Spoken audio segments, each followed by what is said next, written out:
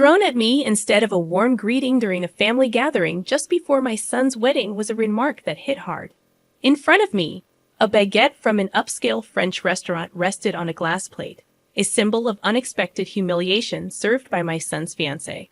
I had raised my son, Christopher, on my own, and never did I imagine such a moment of degradation. As a 55-year-old housewife named So, widowed early in life, I had dedicated myself to nurturing Christopher. This year, he turned 25, graduated from college, and secured a job, becoming the pride of my life.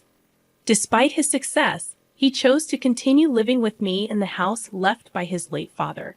I cherished the idea of spending more time with him. However, my world took an unexpected turn when Christopher revealed he had a girlfriend and intended to marry her. Initially shocked, I soon embraced the news with genuine joy, expressing my happiness at his growth. Christopher, still living with me, promised to bring her home soon, but the opportunity didn't materialize. Curiosity and anticipation built up in me. And when I finally asked about her, Christopher shared some details. Her name was Roy, 4 years older than him, and she worked as a tutor from a family of teachers. The revelation surprised me, and I wondered about their relationship, but I patiently waited to meet her. Time passed, and 2 months went by without a meeting. The absence of Roy started feeling intentional. Fate intervened when, by chance, I overheard a conversation during lunch. Seated back to back with a woman, she complained loudly about her upcoming family meeting before the wedding. Intrigued, I listened as she expressed a deliberate intention to delay meeting the family, wanting to test Christopher's commitment to their relationship and prove he was not a mama's boy. The unexpected encounter left me contemplating the dynamics at play, realizing that fate could be both intriguing and frightening. She said it, and I nearly turned around. Christopher's name echoed in the air, causing a slight dizziness. Her friend's advice to Roy, "You need to be more humble," confirmed the woman loudly discussing her future mother-in-law was none other than Christopher's fiancée.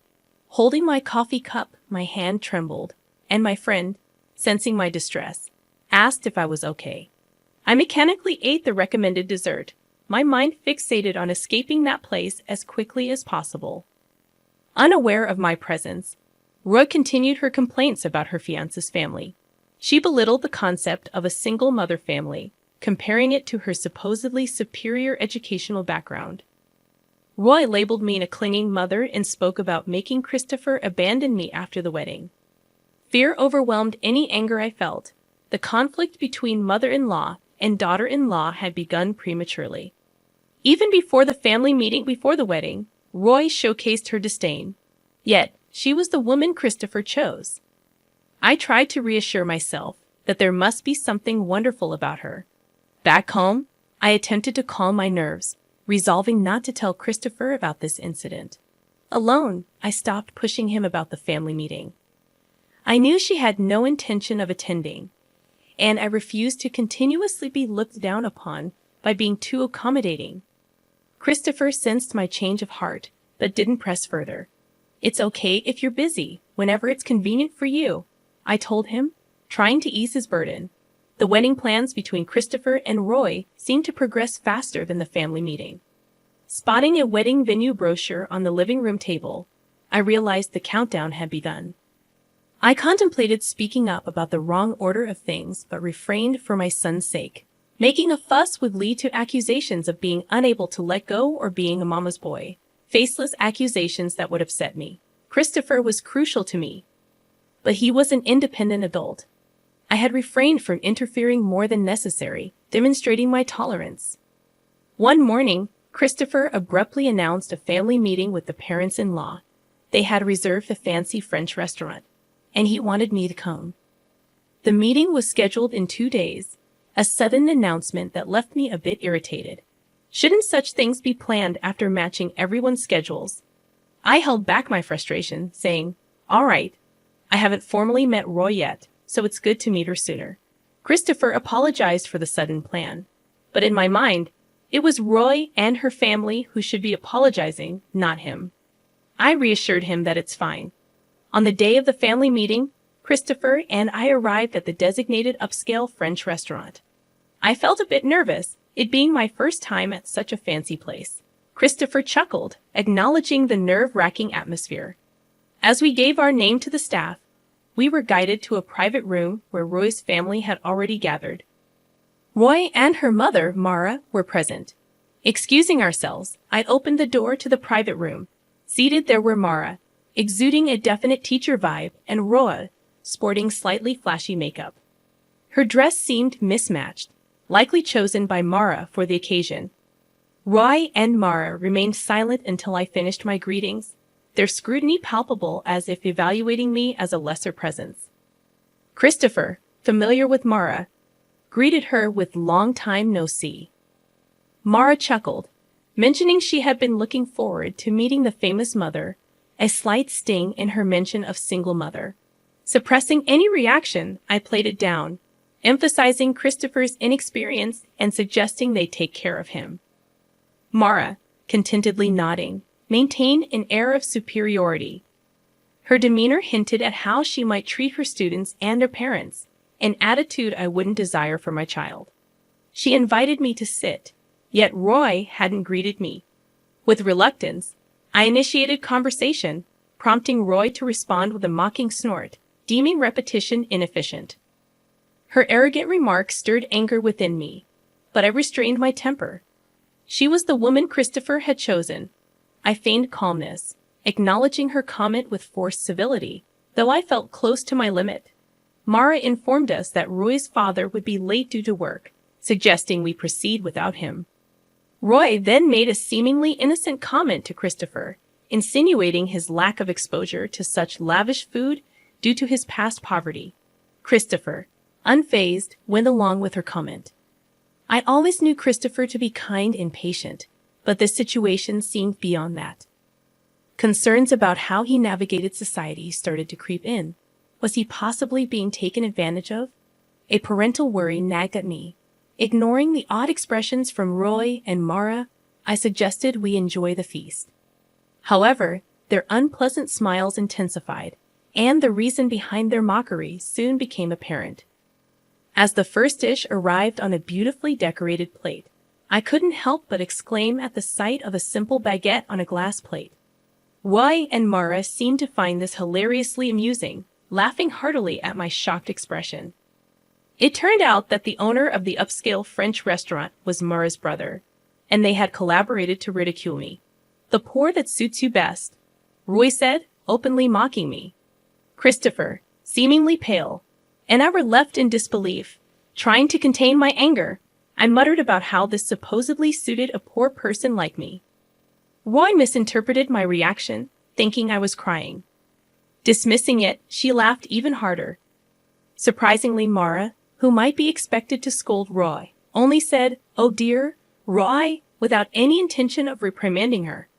I couldn't bear the idea of such individuals becoming part of my family.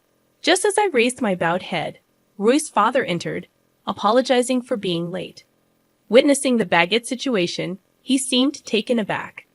Roy proudly explained that she had the baguette prepared, thinking I, raised in poverty, hadn't experienced such cuisine.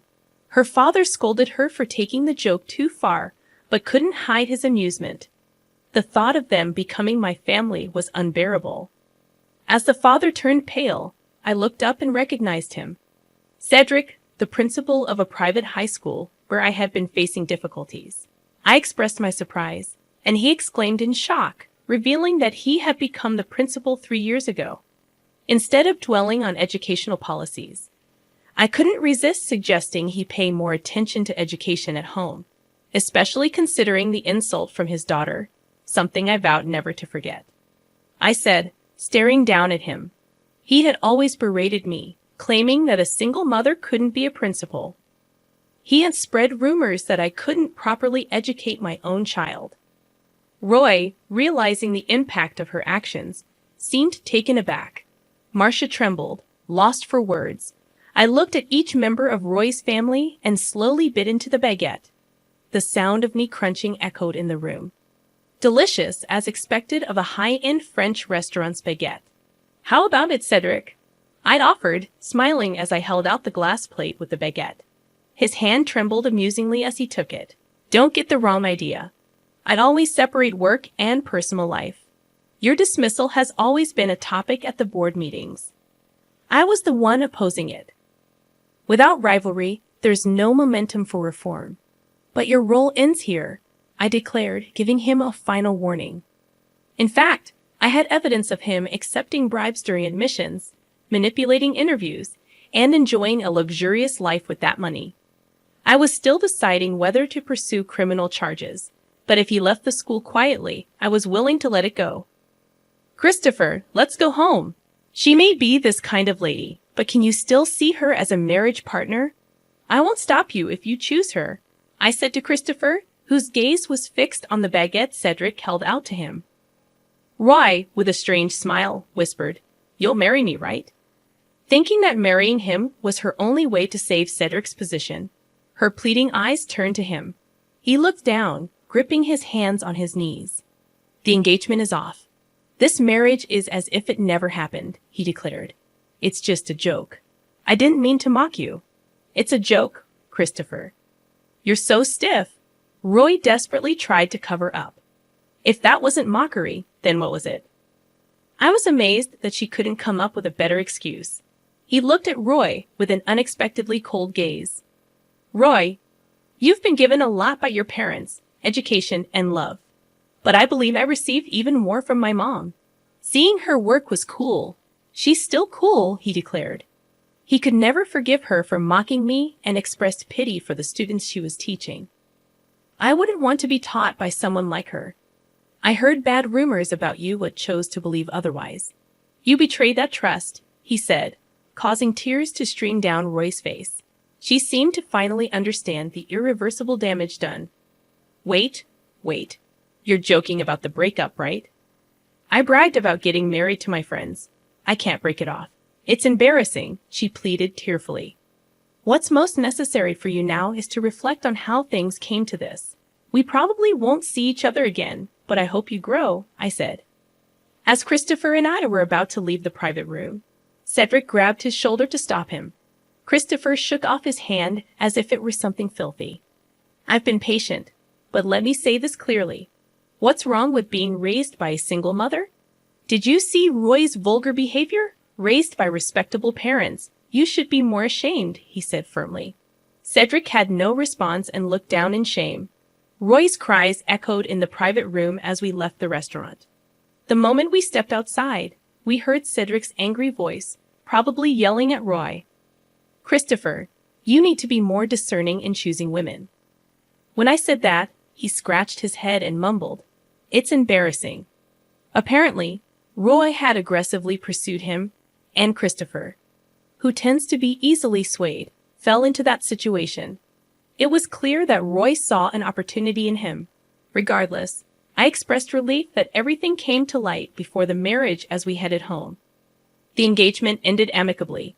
Roy initially demanded compensation, but Christopher dismissed it logically, explaining to his lawyer that Roy was entirely to blame for the broken engagement.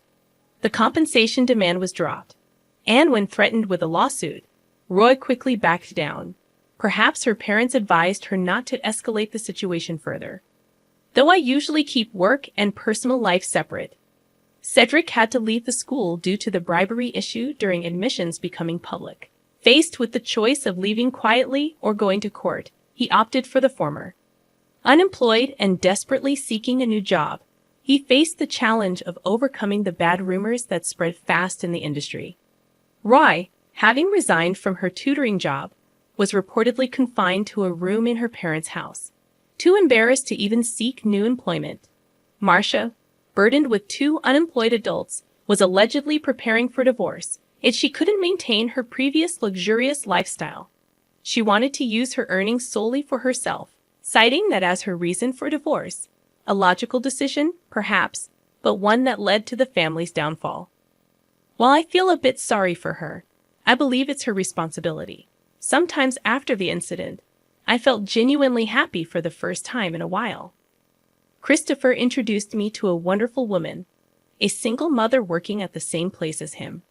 She has a daughter about to turn 3, and it seems she was the one who lifted Christopher's spirits after the broken engagement with Roy. She is bright and sunny, and her daughter is fond of Christopher. Despite the roundabout journey, I am slightly relieved that Christopher seems to be on his way to building a happy family. Maybe, despite the challenges, I'll even become a grandmother.